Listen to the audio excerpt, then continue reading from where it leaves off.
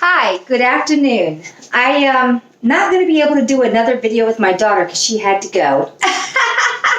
She had things she had to take care of. So I did want to answer a couple of questions about space, what's outside of this, and stuff like that. Well, the first thing I want to say is I've been doing a lot of research and also remote viewing, and I want to tie in the mud flood era, the flat earth, the resets, why we're having these resets, what's the purpose of them, the bigger earth, and what's this all about in this simulation. Like I had said before in my other videos, this simulation is a reenactment, if you would like to say that, of what actually happened at one point in a reality. Not this matrix reality, but outside of this. So let's start digging in. Okay, the first thing I want to say is we were all taught that we live on a ball and it's spinning around. And I'm going to tell you right now, we're not living on a ball and it's not spinning around. But we do have a toroidal field around us.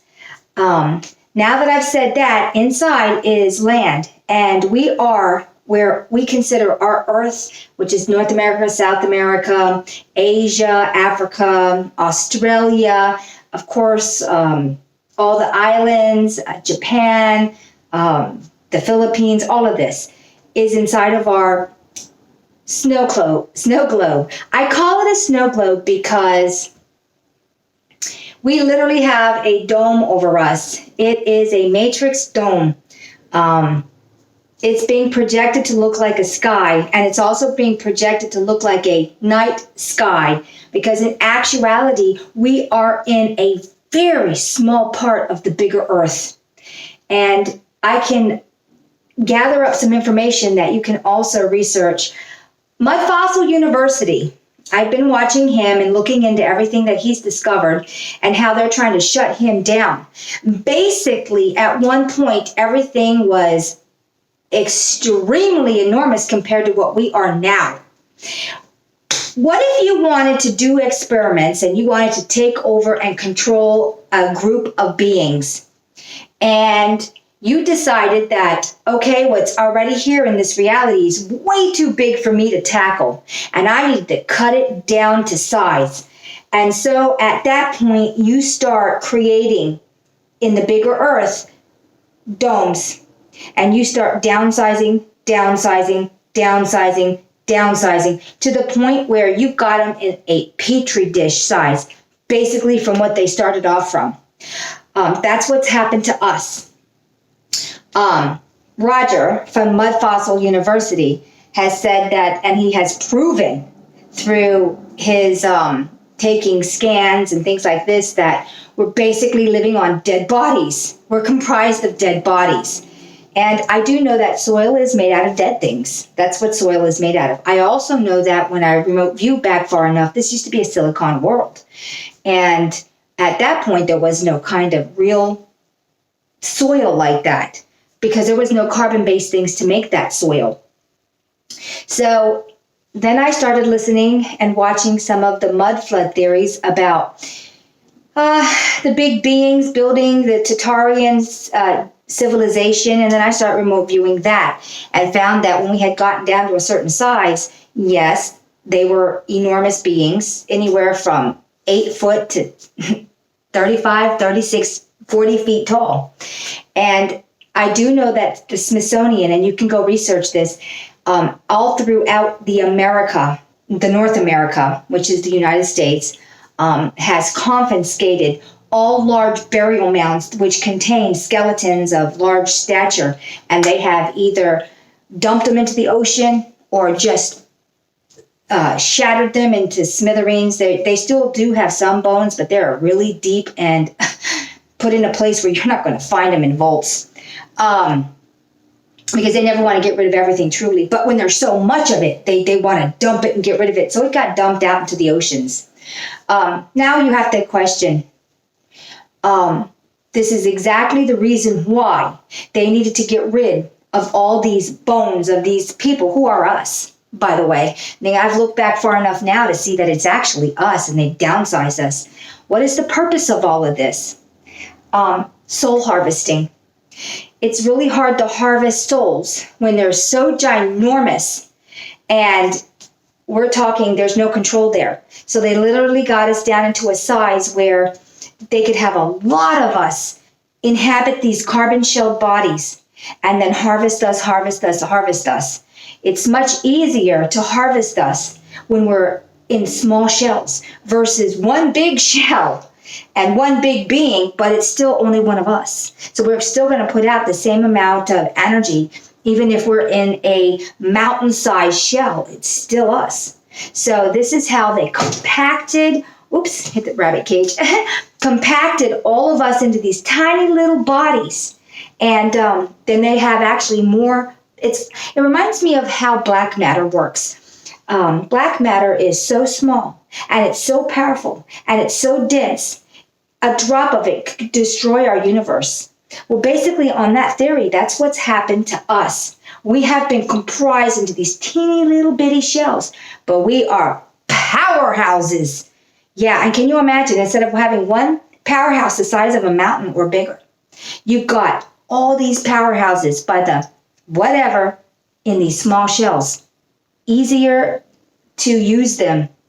And that's exactly what they're doing. They're using us. They're feeding off of us. We're providing energy for everything. We are the food. So I was looking around at all these different aspects, and then Super Saiyan had asked me, well, what's out in space and all this? I will tell you, outside of our, let's just call it world egg, because it's the shape of an egg, even though there's land inside, there's water. Water's outside there, and I've said this before. We have water in here, and we have water out there. As above, so below. I do know that our entire history has been one lie manipulation after the other. I do know right now they're trying to even reset us again.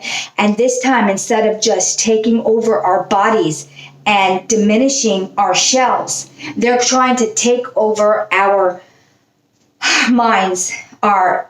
We are thought. So at this point, they're literally trying to take over our energy thought and imprison us further because we're trying to wake up.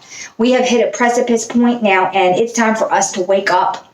And the more of us that wake up, the more information is going to get out, and they can't have that. We have to be further imprisoned as far as they're concerned because we are their food. Well, this needs to end. This needs to end. Everybody needs to wake up. Everybody needs to look around and say, how much further do you want to be enslaved? And I'm telling you, no further. It's beyond reasonable already. It's just horrific. So I'm sorry to tell you that space is a lie. That, what you see through a telescope and all of this stuff, none of it was ever real. It's all been done in a studio. We have high technology in here. We always have. We don't have it, but AI does, because AI is running the show with the reptilians. And it's one of the species that have taken us over. And they are completely AI-driven. Holograms. You've only found out about holograms in the last 15 years. Everything is holographic. And you don't realize how well the technology is, because you literally would not be able to know if you were standing next to a reptilian person or not because of the holograph around them. They could look just like you and me. Let that holographic field fail, and all of a sudden you're going to be standing next to a 7 to 10 foot enormous reptilian, and you're going to flip the fuck out because you're going to be like, not in my world, not in my world, because you think, and everyone wants to think that they are protected, they are secure, it's safe. Well, there's no safe in this place. There never was. That is also the illusion. You want to be safe? Wake up and see what your world is really, truly around you. And don't buy into the media bullshit as they distract you, because they do not want you to wake up. Whether or not you wake up, you're still food. So I suggest you wake up so we can do something about this. We are opening up our abilities that we have always had that have been shut down at this point. And it's starting to get reactivated. If you've watched my video with my daughter, she's already starting to manifest things out of thin air. She's the beginning, and there are others. And can you imagine if we all wake up and then we all have these abilities wake up with us? The control is lost, and they will have lost. They will have lost because they'll hold no power over us anymore. And everything is being done now to make sure we don't wake up, because then they have lost. So I am going to make a really short video. I will probably be going a little more in depth on some more of what's going on in our world as far as masking us, to kill us, to muzzle us, and to not let us identify each other, and separating us. When you are separated and you are alone, and you feel like you're alone and you cannot go into humanity, we need each other. And it's as simple as that. We need each other. We are energy beings, and we need each other. And when you separate everybody and you make everyone afraid of everyone, this is their way of locking us down mentally. I saw a thing that David Icke had posted, and it was on a cartoon. And I don't know what kind of cartoon it was, but I can describe it. It was airplanes, and they had a mask on, and all the little children were in the playground, and they're telling the little kids, you have to have social distancing. You have to wear your mask for your own safety. This is ridiculous. There is no virus. There never was. This is a takeover of humanity. Social distancing is a takeover of humanity. Separate each other from each other, and we've been taken over. We don't need a war with bombs. We're having a mental war, and it's doing more damage than any bomb on this world. A nuclear bomb wouldn't do as much damage as this has done to us. Look around in the world, and everyone's afraid of each other. Everyone is masked. What?